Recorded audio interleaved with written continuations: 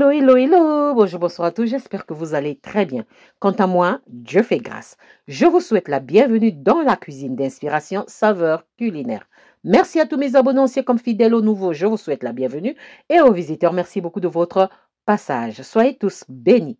Aujourd'hui, je vous apporte ma recette du jour. Au menu, nous aurons les beignets qu'on appelle cuisses de dame. Dans d'autres pays, on appelle ça les doigts de la mariée. Pardon. Une recette simple à faire, simple à réaliser. C'est parti pour la réalisation.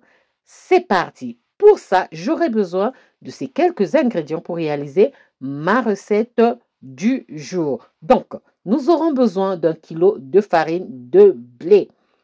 Farine tout usage, hein? Farine de blé. Ensuite, nous aurons besoin de 3 œufs pour 1 kg de farine de blé. 3 œufs me suffiront. Ensuite, nous aurons besoin de 3 cuillères à soupe de lait. Demi-écrémé, écrémé, ça n'a pas d'importance. Ensuite, j'aurai besoin de 50 g de sucre. Je ne suis pas trop sucre. Puis, j'aurai besoin de 100 g de beurre pommade, donc beurre mou, beurre pommade. Ensuite, j'aurai besoin d'un sachet de levure chimique. Puis, j'aurai besoin de 3 sachets de sucre vanille. Vous pouvez prendre l'essence de vanille ou les gousses de vanille, à vous de voir. Ensuite, j'aurai besoin du zeste de 3 citrons verts. Zeste de 3 citrons verts. Puis, j'aurai besoin du sel pour équilibrer les saveurs.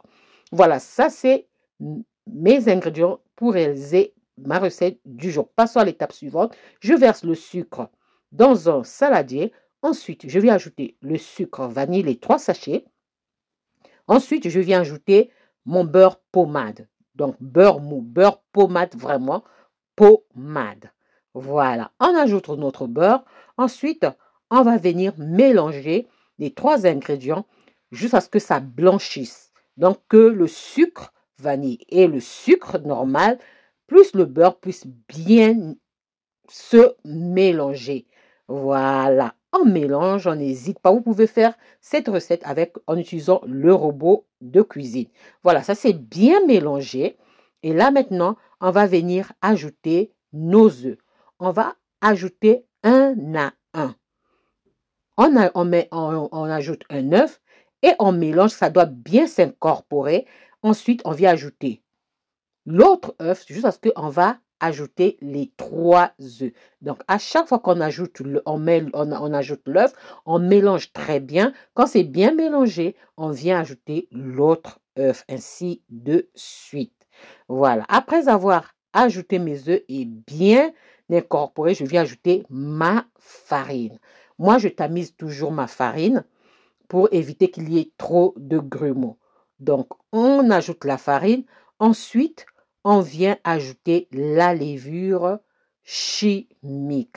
Un sachet de levure chimique pour 1 kg de farine. Pour moi, ça me va.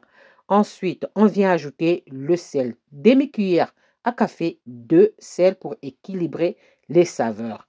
Ensuite, on vient ajouter le zeste de notre citron vert. Le zeste de 3 citrons verts. Et on va venir mélanger comme ceci. Après avoir légèrement mélangé, on va venir ajouter le lait.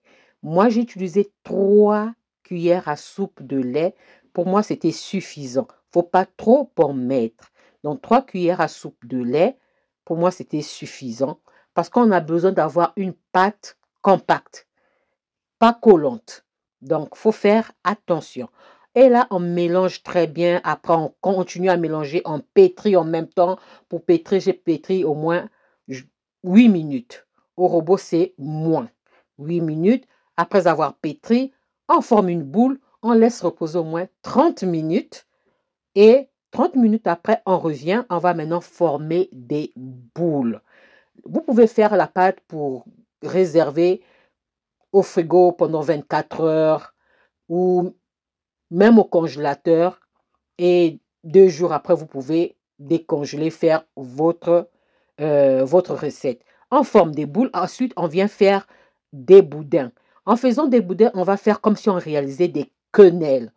Hein? On donne la forme comme si c'était Le bout là doit être comme des doigts. Au milieu comme une cuisse. Est-ce que vous comprenez? Voilà. Donc, les deux bouts comme des doigts et le milieu comme une cuisse. Enfin, la quenelle doit être comme la forme, hein? Voilà, je ne sais pas. Voilà, comme ceci. Je ne sais pas. J'espère que vous comprenez. Voilà. Et on va continuer jusqu'à ce qu'on aura terminé la pâte. Voilà ce que ça donne. Et là, maintenant, je vais aller chauffer mon huile. Comme mon huile sera chaude à souhait, je viendrai maintenant frire ma pâte. Donc, pour connaître la température d'huile, si vous n'avez pas de thermomètre, prenez la cuillère en bois, quelque chose en bois. Vous plongez dans de l'huile. Quand il y a les bulles qui remontent à la surface, cela veut dire que votre huile est à la bonne température.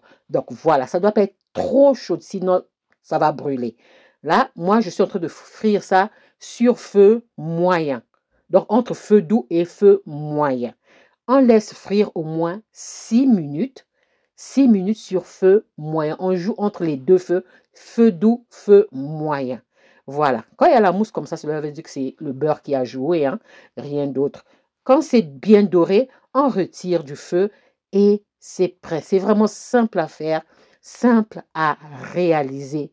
Vraiment, testez la recette, vous ne serez pas déçus. Voilà, c'est prêt. Chez moi, dans mon pays, au Congo-Brazzaville, on appelle ça cuisse de dame.